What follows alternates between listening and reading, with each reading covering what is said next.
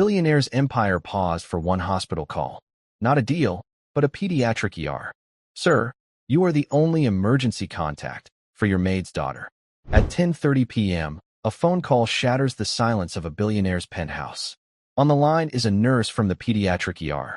A 9-year-old girl, Sophie Miller, is in critical condition. Her mother, Susan, is nowhere to be found. The hospital has one lead, an old emergency card found in the girl's backpack. The only contact listed? Alexander Greyson. He's her mother's employer, a man who barely knows her name. While he runs an empire, his maid has been fighting a desperate, hidden battle, one that led to her arrest and her daughter's collapse. He's the only one who can help. But why him? And before I forget, where are you tuning in from today? Leave a comment below. Now settle in. I hope you enjoy this story. Alexander Greyson's life was measured in seconds, and he was losing them. The city glittered below his office, a carpet of cold diamonds. But he saw only the reflection of the man in the glass, tired, impatient, and trapped. The pen in Alexander Greyson's hand stopped moving. It was 10:30 p.m. The only sound in the penthouse office was the faint hum of the air system. His desk, a massive piece of dark mahogany, was a fortress. On it sat reports detailing a shipping logistics deal worth $500 million. Alexander leaned back, rubbing the bridge of his nose. He hated logistics. They were messy, full of human error. He preferred the clean finality of numbers on a balance sheet. His eyes drifted to the wall. It was not a wall of art, but a wall of history, a shrine. In the center, a black and white photograph dominated the room. General William Stonewall Greyson, his grandfather. The photo showed him standing in the mud of a foreign battlefield, straight-backed, decorated, and staring down the camera with an iron will. Alexander Greyson had inherited the general's fortune. He had inherited his sharp blue eyes. But he feared he had inherited none of the man's strength. He had spent his life trying to prove otherwise, building Greyson Holdings into a global power. He built with steel and concrete, not with courage and men. A phone buzzed. Not his private line, not his secure line.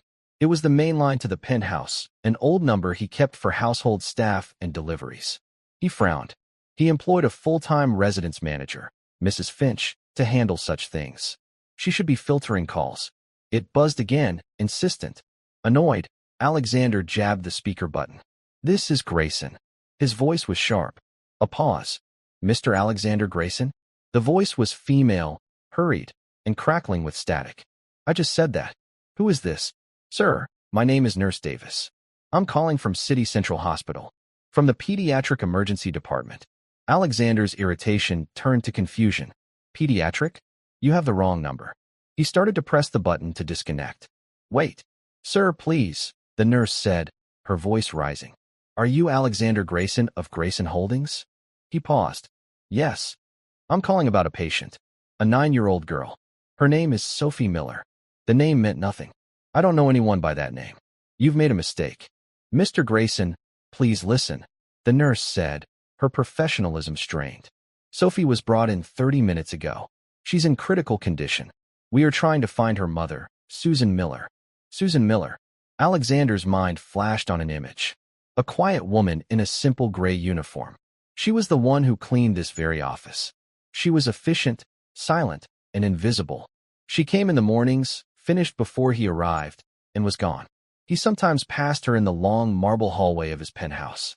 A polite "Mr. Greyson." A quick nod from him. Nothing more. "She's your maid?" Alexander said flatly.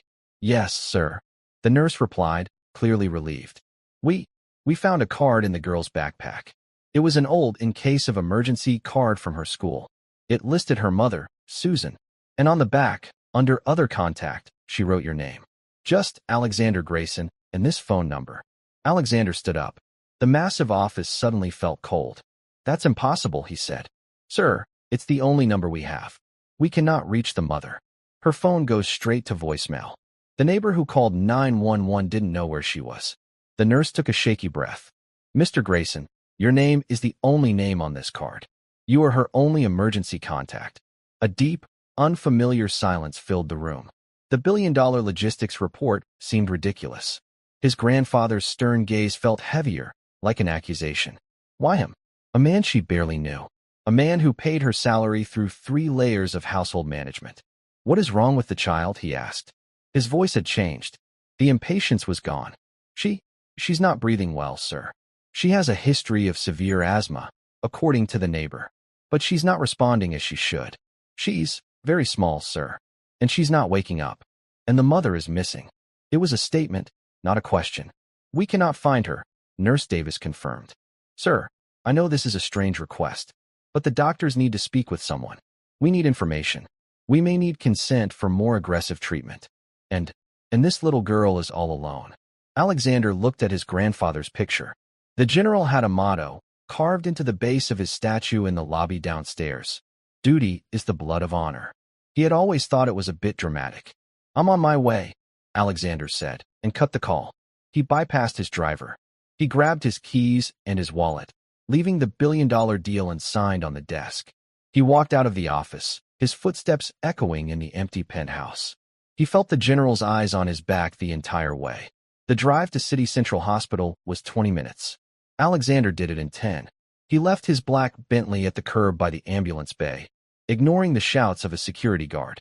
The emergency room was a world he had only seen in movies. It was loud.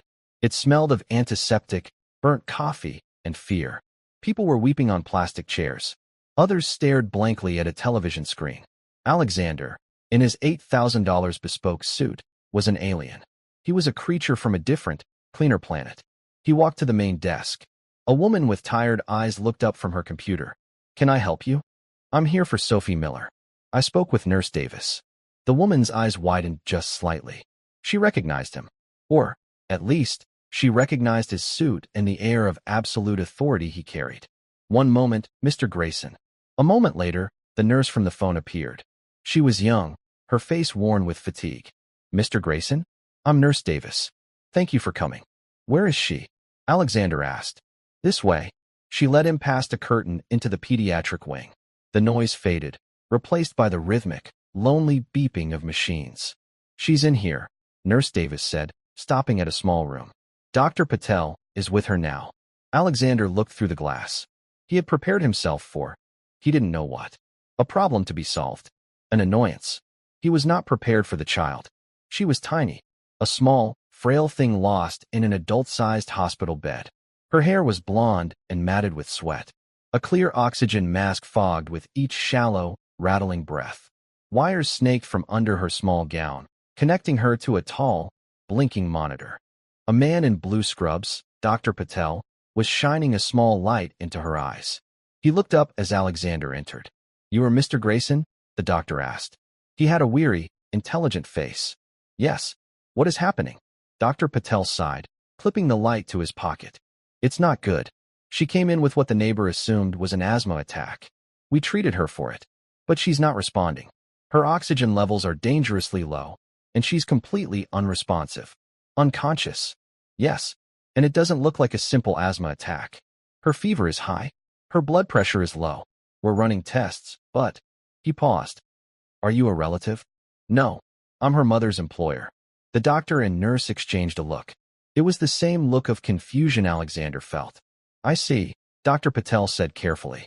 Well, Mr. Greyson, the main issue is this. We are flying blind. We have no medical history. We don't know her allergies. We don't know what medications she takes. The mother, Susan, Alexander pressed. You haven't found her? We've called her phone a dozen times, Nurse Davis said, stepping forward.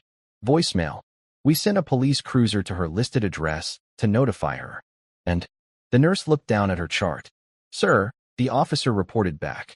The apartment is empty. The landlord said she was evicted 3 weeks ago. Alexander felt a cold knot tighten in his stomach. Evicted. The quiet woman who cleaned his marble floors was homeless. And no one has seen her or the girl since, Nurse Davis added. That's not right, Alexander said, thinking. The neighbor called 911. Where did the neighbor call from? A different apartment. A few blocks away, Dr. Patel said. The neighbor, a Mrs. Romano, said Susan Miller sometimes paid her to watch Sophie. But tonight, Susan was late. Hours late. When Mrs. Romano went to check on Sophie at the place they were staying, she heard the girl coughing. She found her on the floor, struggling to breathe. Where was Susan? The neighbor didn't know. She just said Susan had been acting strange. Desperate. She said Susan often left the girl alone. A dark, cold anger rose in Alexander. He was a man who valued logic and responsibility above all. Leaving a sick child alone was an unforgivable failure. So we have a missing mother, Alexander said, his voice hardening. A sick child, and no answers. That's the sum of it, Dr. Patel agreed. And I need to be frank, Mr. Greyson. I suspect a severe, underlying infection. Maybe pneumonia. But her blood work, it's strange. Her white blood cell count is practically zero. It's as if her body isn't fighting at all. He looked at Sophie, so small in the bed. We need to do more, Dr. Patel continued. A spinal tap. A bone marrow aspiration. We need to find out what's suppressing her immune system. But those are invasive procedures. They require parental consent. Without it, our hands are tied unless she deteriorates further. And by then, Alexander finished. It could be too late. Yes. Alexander turned and walked out of the room, into the hallway. He pulled his phone from his pocket. He did not call his lawyers. He did not call his COO. He called the one man who could solve impossible, messy problems.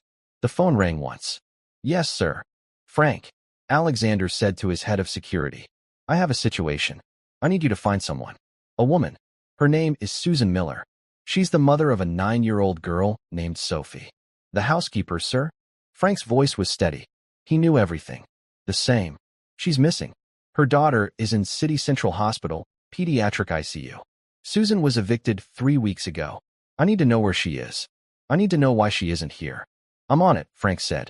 One more thing. I need her personnel file. Now. I want to know everything. Her previous addresses, her references, any family she listed. Anything. Understood. I'll call you back. Alexander hung up. He leaned against the sterile, pale green wall. The hospital hummed around him.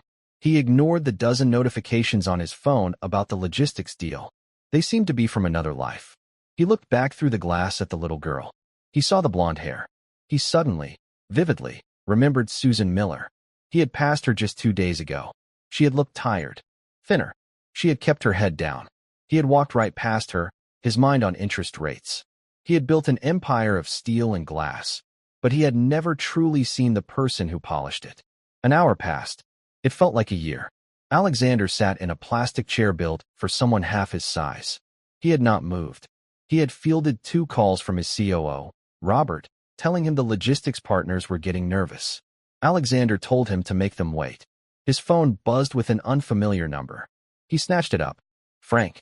Yes, sir. I have the file. And I have a situation. What do you mean? The personnel file is thin, Frank said. Susan Miller. Hired 2 years ago. Part-time. Cleared a basic background check. No family listed. No husband. The address she gave us is the one she was evicted from. That's it. Nothing. Not quite, sir. She listed one reference. A parish priest in the Bronx. I called him.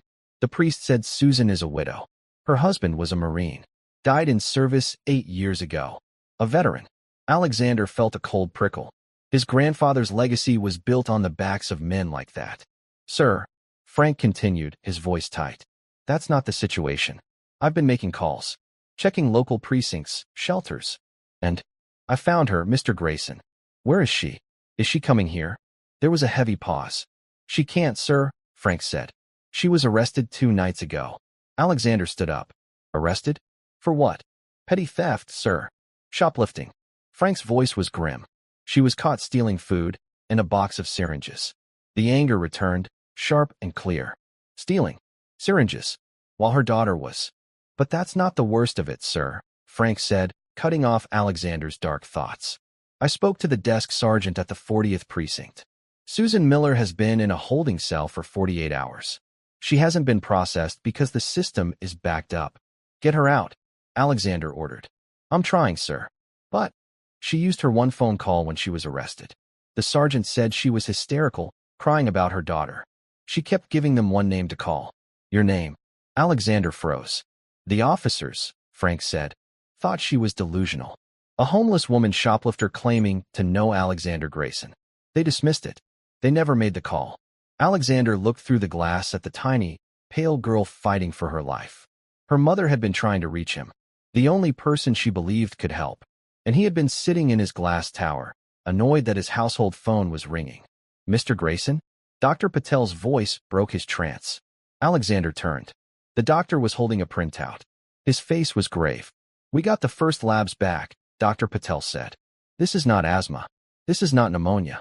Mr. Greyson, this child has almost no immune system. The markers, they are consistent with a very rare, very aggressive genetic disorder. Something called SCID. Severe combined immunodeficiency. What does that mean? It means, the doctor said, that a common cold could kill her. And right now, she has a massive infection that her body cannot fight. He looked Alexander in the eye. If we don't find her mother, if we don't get a history and consent for treatment, Sophie Miller will not survive the night. Alexander Greyson looked from the doctor's grim face to the small, pale child in the bed. The rhythmic beep of the heart monitor was the only sound. It was a clock, counting down.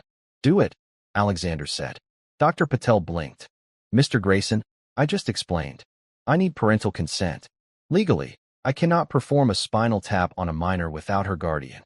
And I told you her mother is in a holding cell, Alexander said, his voice dropping to a low, cold command. She is unavailable. I am here. I am the only one here. You will do the tests you need to do to save this child's life. Greyson Holdings will assume all legal and financial liability. Do you understand me? Dr. Patel was stunned. He had never seen this man before, but he recognized the power. It was not a request. It was a change in the laws of physics. My legal team will have a document here in 10 minutes, Alexander continued, already dialing his phone. It will indemnify this hospital, and you personally, against any lawsuit. Now, please, go to work. Dr. Patel simply nodded. He turned to Nurse Davis. Let's prep her. Get the kit. Now. As the medical team sprang into action, Alexander turned back to his phone. He was not calling his lawyers yet. He was calling Frank. Frank, tell me you have her. Sir, it's a mess, Frank's voice crackled. The 40th precinct is a zoo. She's in the system, but they can't find her paperwork to process her out. They're telling me it could be morning.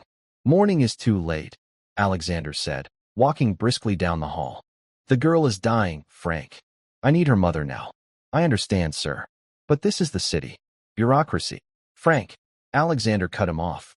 He stopped at a window overlooking a dark courtyard. Do you remember the harbor deal in '09? When the union boss locked our new crane on the dock? Yes, sir. I remember.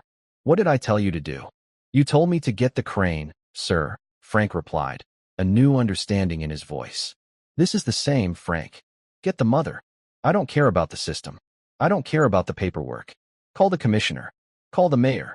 Tell them Alexander Greyson is at City Central Hospital, cleaning up a mess their officers made.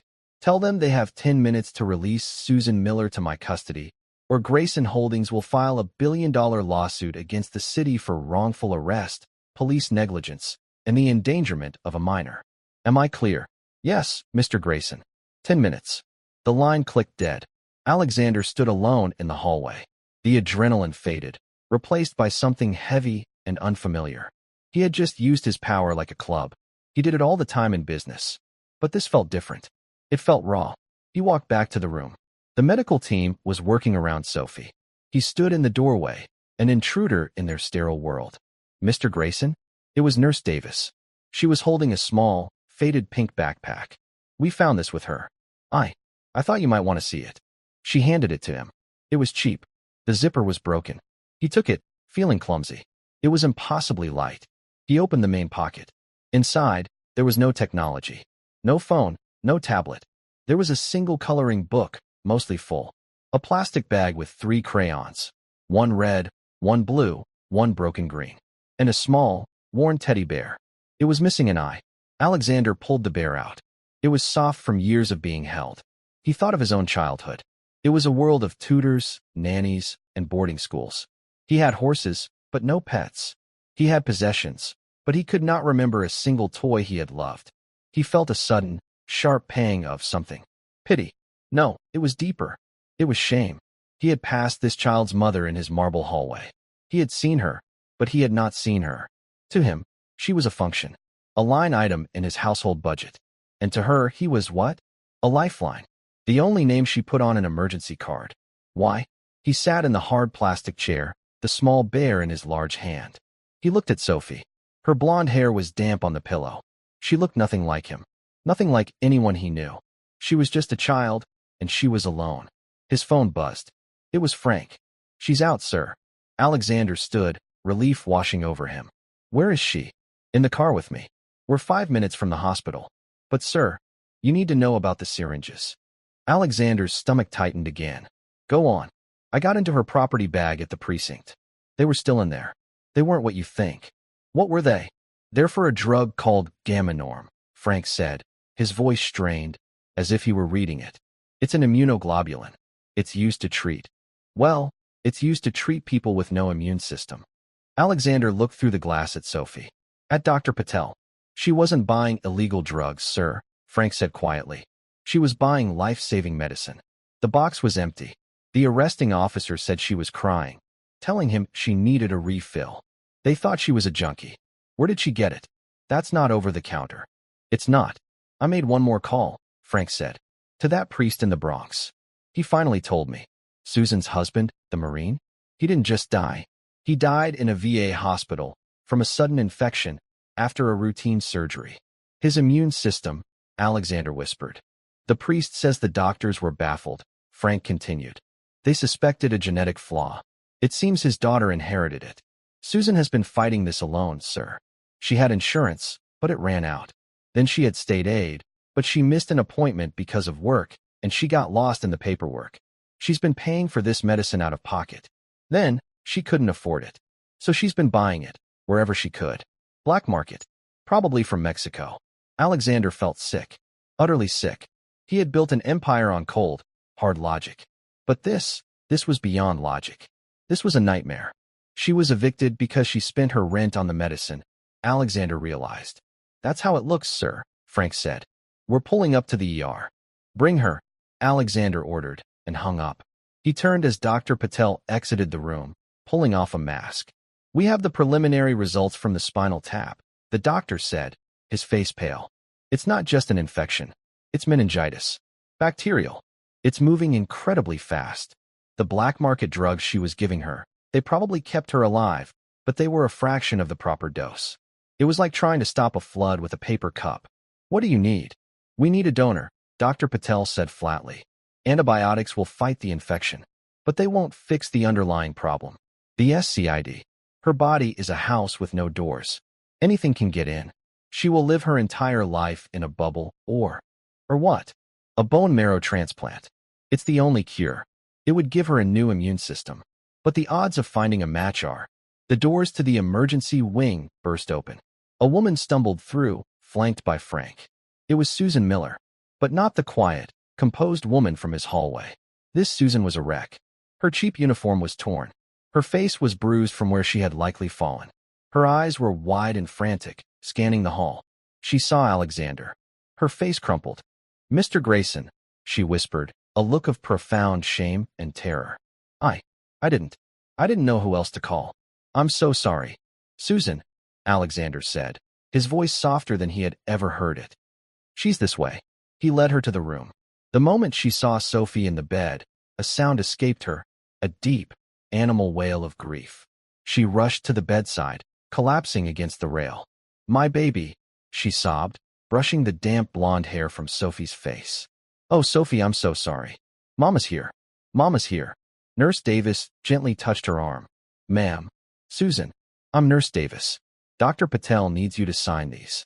Susan stared at the consent forms, her hand shaking so badly she couldn't take the pen. What is it?" "It's to save her life," Dr. Patel said, stepping forward. "Susan, I'm Dr. Patel. I know about the SCID. I know what you've been doing. You've kept her alive. Now, I need you to let me take over." Susan nodded, tears streaming down her face. She scribbled her name on the forms. "Good," Dr. Patel said.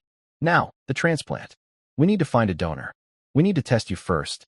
You're the most likely match." "Yes," Susan said, wiping her nose. "Yes, of course. Anything." A phlebotomist was already there, swabbing Susan's arm. Alexander watched the scene. The small girl, the weeping mother, the quiet, grim efficiency of the medical team. He was an outsider. He had paid for the lawyers. He had gotten the mother here. His part was done. He could go back to his tower. back to his logistics deal. But he looked at Sophie. He looked at her small hand, curled on the white sheet. He remembered his grandfather. Duty is the blood of honor. His grandfather had led men. He had been responsible for them, for their lives. Alexander looked at Susan, a widow of a Marine, a woman who worked for him, in his house. She was, in a way, one of his. He stepped forward. The doctor, the nurse, and Susan all looked at him. "What about me?" Alexander Greyson asked. Dr. Patel looked confused. "Sir, you're testing her," Alexander said, nodding at Susan. "Test me, too. For the transplant." Dr. Patel stared. "Mr. Greyson, the odds of a non-relative being a match are 1 in a million. It's statistically impossible." "I've built a career on impossible odds, doctor," Alexander said. He was already rolling up the sleeve of his $8,000 suit. "Test me." Susan Miller watched, stunned, as the phlebotomist, a young man who looked like he was barely out of school, nervously tied a blue tourniquet around the billionaire's arm. Alexander Greyson's sleeve was rolled up, revealing a strong forearm. He did not wince as the needle slid in. He simply stared straight ahead, at the wall, as if he were closing a deal. The phlebotomist drew 4 vials of dark red blood. He labeled them with a practiced hand, his movements quick, eager to be finished. "Thank you, sir," the young man mumbled, applying a small cotton ball. Alexander just nodded, pulling his sleeve down. He adjusted his cufflink, a simple, heavy gold piece that was probably worth more than the phlebotomist's car. "Susan, we've got you," the phlebotomist said, turning to her. Susan sank into the chair, her body trembling with a new kind of shock. She presented her arm. She had given blood so many times for Sophie's tests that she barely felt the stick. Her mind was reeling. Why is he still here? She had expected him to be angry. She had expected him to call security. Or, at best, to send a lawyer, a fixer, to handle the problem. But he was here. He had gotten her out of jail. He had saved her daughter's life by forcing the doctors to act. And now, he had just given his own blood for a test that the doctor himself called impossible. The phlebotomist left with the samples. Alexander turned to Frank, who had been standing silently by the hallway entrance, a ghost in a dark suit. "Frank," Alexander said, his voice low. "Susan's arrest. The shoplifting." "Yes, sir. It's gone," Alexander said. "I want the charges dropped. I want the arrest record expunged. I want it to have never happened. Whatever it takes. Whoever you have to call." "Understood, sir," Frank replied. "And her apartment," Alexander continued, not looking at Susan, but speaking for her. "The eviction. Find the landlord. Pay whatever is owed. Pay 3 months in advance. Get her belongings out of storage. Get the power turned back on." Susan's head snapped up. "Mr. Greyson, no. I can't. I can't ask you to." Alexander finally looked at her. His blue eyes were not kind, not yet. They were assessing, sharp. "You didn't ask, Mrs. Miller. I'm telling you. This situation is a failure of logistics. I'm correcting it." He saw the fierce, bruised pride in her eyes. "Your daughter will need a clean, safe place to come home to," he said, his voice softening just a fraction. "Let's focus on that." Frank nodded once. "I'll handle it. I'll also post a man at her apartment, just to ensure it's secure until she returns." He melted back into the hallway. The silence that fell was heavy, broken only by the hum of the hospital. They were alone in the small, sterile waiting nook. Susan sat with her hands clenched in her lap. She was no longer the invisible woman who polished his floors. She was a mother, exposed and terrified. Alexander sat across from her. He did not check his phone. He did not call his office. He just sat, waiting. He was a man who hated waiting. He controlled every minute of his life. Here, he was powerless. He looked at her. "Mrs. Miller." "Susan." She looked up, her eyes red-rimmed. "You need to tell me," he said. "The emergency card. Why my name? Not the priest. Not your neighbor. Me." Susan looked down at her hands. She twisted the thin, cheap ring on her finger. Her wedding ring. She started, her voice a whisper. "I was so scared. Always. Every day." She took a shaky breath. When my husband, David, was in the VA hospital, he wasn't a complainer. He was a Marine. Strong. He never complained about anything. But he was dying. And the doctors, they were slow. They were busy. They treated him like a number. Her eyes drifted to the window, to the dark. "I would sit there, holding his hand, and he would watch the news on the little television. Sometimes, they would show stories about you, about Greyson Holdings, or about your grandfather, the general. Alexander tensed. David admired your grandfather, Susan said, a faint, sad smile touching her lips. He had a book about him. He said the general was a man who got things done. A man who led from the front. A man who took responsibility for his men. He said, "That's a man who understands duty, Susan. They don't make them like that anymore." She looked back at Alexander. When Sophie got sick, when the SCID was diagnosed, I knew what I was facing. It was the same thing that took David. But now it was my little girl. And I was alone. The paperwork, the social workers, the bills. I was drowning, Mr. Greyson. I would come to work, she continued, her voice gaining a desperate strength. I'd walk into your home. It's like a palace. And I would see that picture on your office wall. The general. He's looking right at you. Every day. I always saw you, Mr. Greyson. You. In your suit. You always looked so in control. You were powerful. You were building things. You were a Greyson.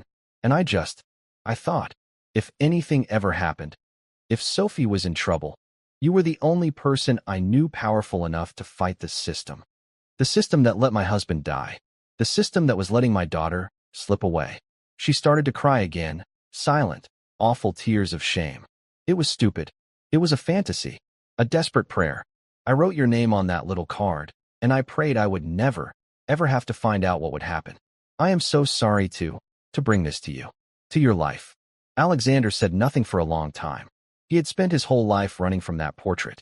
He had tried to build an empire bigger than his grandfather's legacy. He thought duty and honor were old, dusty words. They were abstracts, good for carving into stone, but useless in a boardroom. He had been wrong. To this woman, his name meant something. It meant duty. It meant a lifeline, a responsibility he had never earned, and had no idea he even had. You have nothing to be sorry for, Susan, he said. His voice was thick. Before he could say more, Dr. Patel walked down the hall. His face was not good. Susan, he said, his voice gentle. I have the results of your test. Susan stood up, her entire body rigid with hope. And, am I a match? Can I save her? Dr. Patel looked down. He shook his head. Susan, I'm so sorry. You're a carrier for the gene, as was your husband.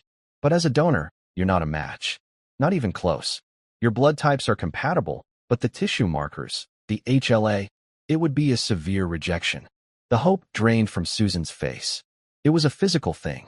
She deflated, her shoulders slumping. She put a hand on the wall to steady herself. No, she whispered. No, you have to test again. It's wrong. We ran it twice, Dr. Patel said, his voice full of pity. It's not a match. We will, of course, put her on the national registry immediately. But with her rare HLA type, it could take months. Years. And in her current condition, she doesn't have years, Susan said, her voice cracking. She doesn't even have weeks. We will do everything we can, the doctor said. The antibiotics are fighting the meningitis. But her immune system is gone. We will have to keep her in a sterile bubble. But she's so weak. Another infection. He didn't need to finish. Alexander, who had been listening, stepped forward. What about mine? Dr. Patel looked at him, confused. Your what? My test, Alexander said. My blood. The 1 in a million shot. Dr. Patel sighed, running a hand through his hair. Mr. Greyson, I appreciate the gesture. I truly do. But the lab is backed up. We have other critical patients. Running a complex HLA typing on a non-relative, it's a waste of resources. The chances are infinitesimal. I don't care about the chances, Alexander said, his patience snapping. I'm paying for it. I'm paying for all of this. I want that test run. And I want it run now. Dr. Patel looked taken aback by the command. That's not how it works. I can't just. Yes, you can, Alexander said. He pulled out his phone. Or I can call the hospital administrator, who I believe is a man named Stephen Joyce. I sit on the board of his son's university. I am sure he would be fascinated to hear that his doctors are refusing to run a test. On my personal request. It was blunt. It was ugly. It was the full, crushing weight of his power. Dr. Patel looked at Susan's devastated face. He looked at the billionaire who was, impossibly, still here. I'll see what I can do, he said. I'll try to get it expedited. Don't try, doctor, Alexander said, his voice quiet and cold. Do it. The doctor nodded and walked away. Alexander and Susan were left alone again in the hallway. The clock on the wall showed 3 a.m. The city was asleep. The logistics deal was probably dead. Alexander didn't care. He looked at Susan, who was staring blankly at the floor, lost in her own private hell. He did the only thing he could think to do. He sat down, and he waited with her. The minutes stretched into an hour, then 2. The 3 a.m. quiet of the hospital deepened. It became the 4 a.m. stillness, a time when the world seemed to be holding its breath. Alexander Greyson did not move from the plastic chair. It was, by far, the most uncomfortable chair he had ever sat in. His back ached. His legs were stiff. He felt the grit of sleeplessness behind his eyes. He was a man who slept 4 hours a night in a custom-built bed, but this was different. This was exhaustion. This was waiting. Susan sat huddled, a thin hospital blanket wrapped around her shoulders. She had stopped crying. She was now in that numb, quiet place beyond tears. She stared at the closed door of Sophie's room. "You should get coffee," she said, her voice raspy. She didn't look at him. "I'm fine," Alexander replied. He said it could be hours. The test. He said it was a waste of time. She was just talking, filling the silence. "He's right. It was kind of you to offer, Mr. Greyson. But it's impossible. Let's wait for the results," Alexander said. Susan finally turned to him. Her eyes were hollow. "Why are you doing this? You got me out. You paid for. You saved her. You don't even know us." Alexander looked at her. He thought of her words. A man who got things done. A man who led from the front. "Your husband was a Marine," Alexander said. It was not a question. "Yes. 8 years," Susan whispered. He loved it. He believed in it. He believed in honor.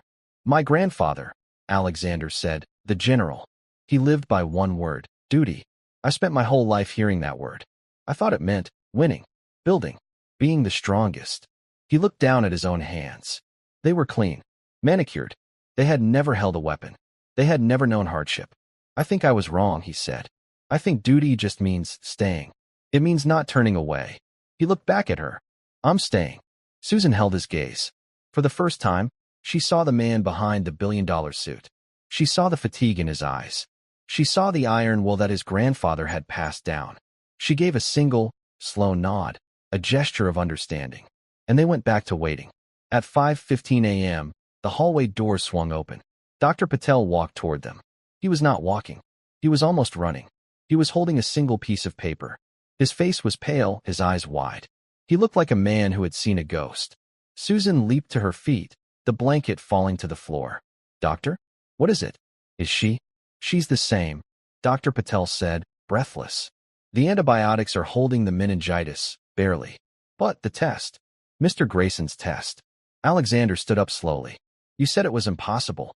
Dr. Patel looked from Alexander to Susan and back to the paper in his shaking hand. "I've been a transplant coordinator for 15 years. I have seen 1 in 100,000 matches. I've seen matches in different ethnic groups. I have never, ever, seen this." "What?" Susan whispered, her hand over her mouth. Dr. Patel looked at Alexander. "Mr. Greyson, you're not a 1 in a million match. You are a perfect match. 6 out of 6 HLA markers. Identical. The lab ran it 3 times because they thought their equipment was broken." The hallway was silent. "It's..." Dr. Patel struggled for the words. "It's the kind of match we only see between full siblings, or a parent and child. It is genetically perfect." Susan stared, her mind unable to process the words. But how? That's not possible." We need to start the procedure," Alexander said. His mind was racing, but his voice was calm. He was back in control. "What's the next step?" "We need to prep you," Dr. Patel said, snapping back into medical mode. "The donation, it's a procedure. We'll harvest the marrow from your hip. It requires anesthesia. I don't care. When? We can schedule it for." "No," Alexander said. "We do it now. Today. As soon as you can." "Mr. Greyson, this is an operation," Dr. Patel insisted. "And Sophie, she needs preparation. She needs a low dose of chemotherapy to wipe out her current, broken marrow, to make room for the new. The whole process takes days." "Then start it," Alexander commanded. "Start it right now." Of course, Dr. Patel said, still looking at Alexander with awe.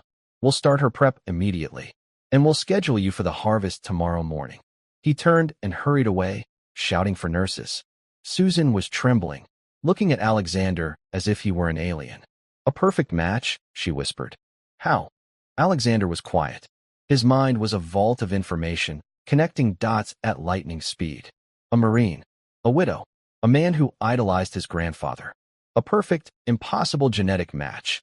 Susan, he said, his voice very careful. Your husband, David. You said he was a Marine. What do you know about his father? Susan blinked, confused by the question. His father? Nothing. He never knew him. David's mother, she passed away a few years ago. She always said his father was a soldier, a hero, that he died in Vietnam before David was born. And David's mother? Where was she living when David was born? Alexander asked. I don't know. Somewhere down south, near a big army base. Fort Benning, I think. What? Alexander felt a cold, electric shock go up his spine. Fort Benning, 1968. His grandfather, General William Stonewall Greyson, had been stationed at Fort Benning for 2 years. Before his final tour, it was a piece of family history no one spoke of. The general had been separated from his wife during that time. A difficult patch, his father had called it. Mr. Greyson? Susan said. You're pale. What is it? Alexander looked at this woman. This quiet, brave woman who had been cleaning his floors. Susan, he said slowly. I don't think your husband, David. I don't think he was just a fan of my grandfather. He paused, the weight of a 50-year-old secret settling in the sterile hallway. I think, Alexander said, that David was his son. My grandfather's son. Susan's eyes widened. What? No. That's crazy. It's the only thing that makes sense, Alexander said. If David was my grandfather's son, that would make him my uncle. My uncle I never knew. He looked toward Sophie's room. And that, he said, his voice thick with a profound, terrifying revelation, would make Sophie my cousin. She's my blood. She's a Greyson. Susan collapsed into the chair, the implications washing over her. Her husband, the son of the man he idolized. Her daughter, part of a dynasty. The card, the name, the phone call. It wasn't a fantasy. It wasn't a desperate prayer. It was destiny, an echo of blood calling to blood. My whole life, Susan whispered, we were alone. We had no one. And all this time, we had family. Alexander looked at his grandfather's picture in his mind. The iron-willed stare. The legend. The man who lived by the code of duty. And the man who had abandoned a son. Alexander had spent his life trying to outrun the general's shadow. Now, he was being given the chance to redeem it. He finally understood. The money, the power, the empire, it was all meaningless. It was tin. This was real. You're not alone anymore, Susan, Alexander said. He put a hand, not on her, but on the chair beside her. A simple gesture of presence. I'm here. He turned as Dr. Patel returned with the team. Mr. Greyson, the doctor said, we're ready to start Sophie's preparation. And we need to admit you. Get your own pre-op tests started. Alexander looked at Susan. She was watching him, her eyes filled with a fragile, newborn hope. He looked at the small, blonde-haired girl in the bed. His cousin. His family. He nodded at the doctor. Let's begin. He walked away from his billion-dollar deals, from his empty penthouse, from the cold reflection in the glass. He walked toward his sterile room, toward a painful procedure. For the first time in his entire life, Alexander Greyson felt like he was finally living up to his name. The general's portrait on the wall no longer felt like an accusation. It felt like a guide. Duty, he thought, wasn't about the past. It was about what you did, right now. He walked into the room, ready to save his family. Alexander Greyson had never been a patient. He had never worn a thin, paper-like gown. He had never had a plastic bracelet snapped around his wrist, bearing his own name. His life was spent in boardrooms and penthouses, environments he could command. A hospital room, even a private one, was a box. It was a place of surrender. Frank had arrived at dawn. He stood in the doorway of Alexander's room, holding a tablet. He looked, as always, unflappable. Sir, Frank said, his voice low. The partners from the logistics deal. They are unhappy. They have been at the hotel for 24 hours. They are threatening to walk. Alexander was staring out the window. The sun was just beginning to turn the gray sky to a pale, bruised purple. He had not slept. "Let them walk," Alexander said. Frank's eyebrow twitched. It was the only sign of surprise he ever showed. "Sir, this is the deal you've been working on for 6 months. It's $500 million. It's paper, Frank," Alexander said, turning. "It's just numbers. It's not real." He pointed down the hall, in the direction of the pediatric ICU. "That is real. That little girl, fighting in that room. That is real." Frank looked at his boss. The man who lived by the stock ticker. The man who fired an executive last quarter for a 0.5% dip in projections. This was a new man. "What are your orders, sir?" Frank asked. "Call Robert," Alexander said, referring to his COO. "Tell him he is in full command of Greyson Holdings, indefinitely. Tell him to handle the logistics deal. If he can save it, good. If he can't, I don't care." "Indefinitely, sir?" Frank clarified. The word was heavy. "I will be unavailable," Alexander said. "I have a family matter to attend to." Frank finally allowed himself a small, thin smile. "Yes, sir. I'll take care of it." And Frank, Alexander called as he was about to leave. "The apartment. Susan's apartment. Done, sir. The back rent is paid. The lease is renewed for a year. Her things are being moved back in as we speak. I've had a deep cleaning crew go through. And I took the liberty of stocking the pantry. And the fridge." Alexander nodded. "Good. And, Frank, sir, my grandfather, the general, I want you to find everything you can on a son he may have had. A man named David Miller. Mother's name unknown. Born near Fort Benning, late 1960s. A sensitive matter, sir. Extremely sensitive. For my eyes only," Alexander said. "I want to know his story." "I'll find him," Frank said. And he was gone. A few hours later, a nurse came to get him. "It's time, Mr. Greyson." They wheeled him down the hall. He had refused any sedative, but they insisted on the gurney. He felt ridiculous, lying on his back, staring at the ceiling tiles flicking by, one after another. They passed the pediatric ICU. Susan was standing outside. She had washed her face. She was wearing a new set of scrubs the hospital had given her. She looked at Alexander on the gurney, her eyes wide with fear and a deep, shattering gratitude. "Mr. Greyson," she whispered, stepping forward, as if to stop the gurney. Alexander put a hand up. "It's Alexander," he said. It felt strange to say his own name. "Go be with Sophie. I'll see you both after." She nodded, tears welling again. "God bless you, Alexander." He was wheeled into the operating room. It was cold, bright, full of steel. A woman in a blue mask, the anesthesiologist, leaned over him. "Okay, Mr. Greyson. Alexander, this will feel cold going in. I want you to count back from 10. He felt the prick in his arm. He looked at the massive, round light above him. It looked like a cold, bright eye. 10, he said. 9. He thought of his grandfather. He thought of duty. 8. He thought of a little girl with blonde hair. His family. He was asleep before he got a 7. He woke up in a haze. There was a deep, profound ache in his lower back. It was not pain. It was an absence, a hollowed-out feeling. A nurse was checking his vitals. "It's done, Mr. Greyson," she said, her voice soft. The procedure was a success. The harvest was perfect. They're starting the transfusion for Sophie right now. He drifted back to sleep. Down the hall, in the PICU, a small bag of dark red, viscous liquid hung from an four-pole. It was not blood. It was marrow. It was life. A tube ran from the bag into a central line in Sophie's small chest. Susan Miller stood by the bed, her hand on her daughter's foot. She watched the slow, steady drip. Drip, drip. Each drop was a miracle. Each drop was a future her daughter was never supposed to have. Dr. Patel stood in the doorway, watching. "It's in her," Susan whispered. It's really happening." "Yes," Dr. Patel said. "Now the hard part begins. We wait.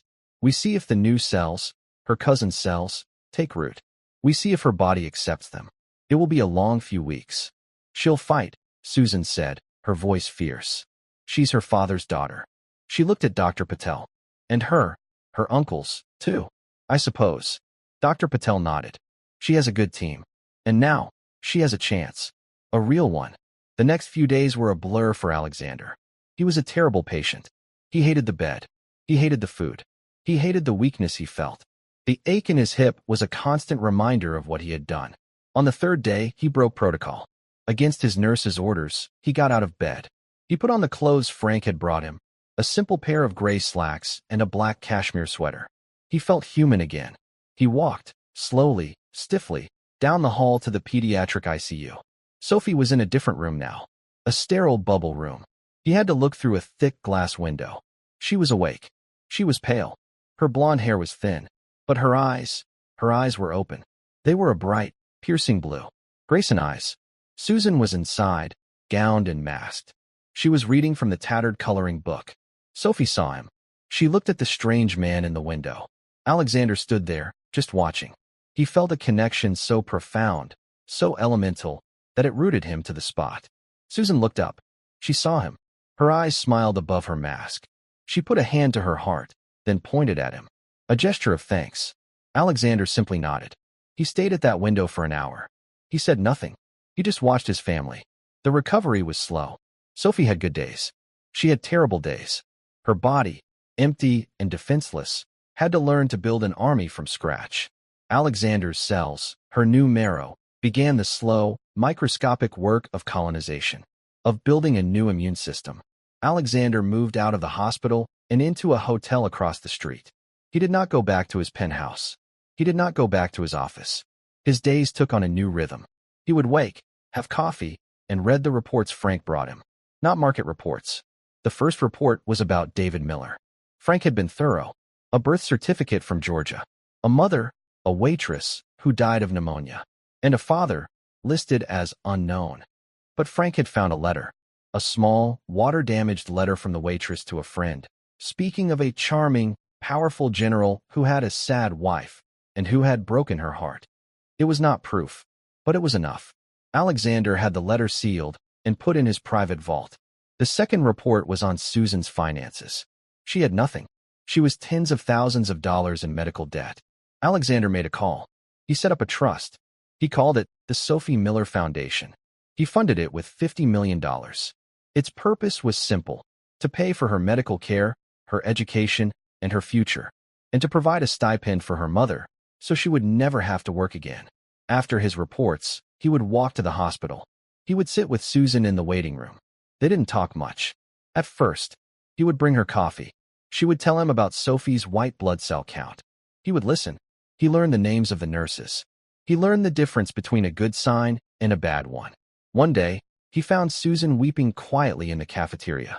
"It's bad," she said, before he could ask. "Her fever is back. They think it might be a rejection. The doctors, they look worried." Alexander sat down. He said nothing. He just sat with her. He shared her silence. "What if it was all for nothing?" she whispered. "What if I lose her anyway?" "You won't," Alexander said. His voice was a rock. "You don't know that," Susan cried. "I know her," Alexander said, surprising himself. "I've seen her. She has Greyson eyes. We are stubborn. We don't quit. And you are her mother. You didn't quit when you were homeless. You didn't quit when you were arrested. She has your strength. She will fight. And we will be here." Susan looked at him. She didn't say thank you. She didn't need to anymore. She just nodded, took a deep breath, and stood up. "You're right. Let's go back." The fever broke. It was not rejection. It was the new immune system, graft versus host, a sign that it was working. It was fighting. A month after the transplant, Dr. Patel found Alexander in his usual spot, the chair outside the ICU. "Alexander," the doctor said. He was smiling. A real, wide smile. "Doctor, her labs today, they're beautiful. Her new T cells are active. Her white count is climbing. She's building an immune system." "Your immune system?" He clapped Alexander on the shoulder. "It worked. She's going to make it. She's going to be okay." Alexander felt his knees go weak. He leaned against the wall. He had closed billion-dollar deals without flinching. But this news, it undid him. He just closed his eyes, a single, sharp breath escaping him. "She can have visitors soon," Dr. Patel said. Real visitors. 2 weeks later, Sophie Miller was in a regular room.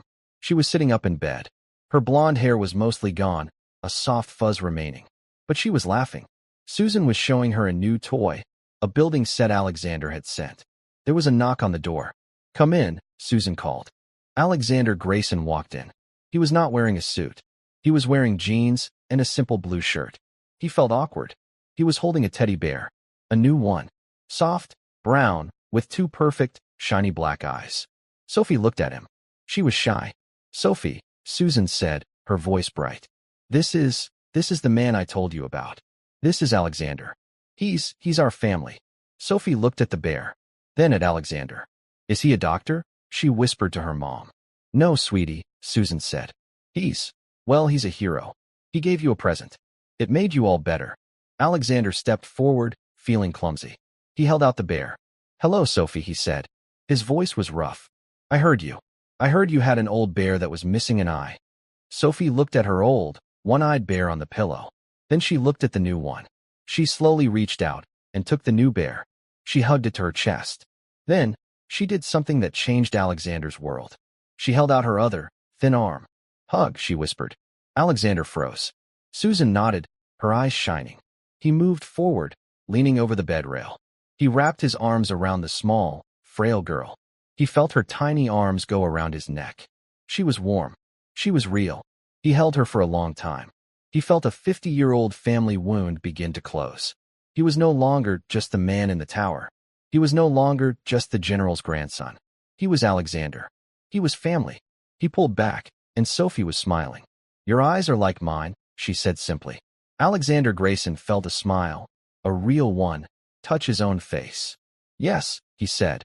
"Yes, they are." He looked at Susan, over Sophie's head. He saw his past, his present, and his future, all in one small, sterile hospital room. The billion-dollar deal had fallen through. He had not even noticed. He had never felt so rich. And with that hug in a quiet hospital room, that's where we'll end the story for now. Whenever I share one of these, I hope it's a reminder that our biggest transformations often come not from the empires we build, but from the unexpected calls we answer. I'd love to know what you were doing while listening. Maybe winding down with a cup of tea, or just settling in for a calm evening. Drop a line in the comments. I really do read them all.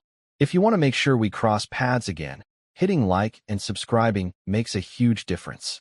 We are always trying to improve, so feel free to drop your feedback below. Thanks for spending this time with me.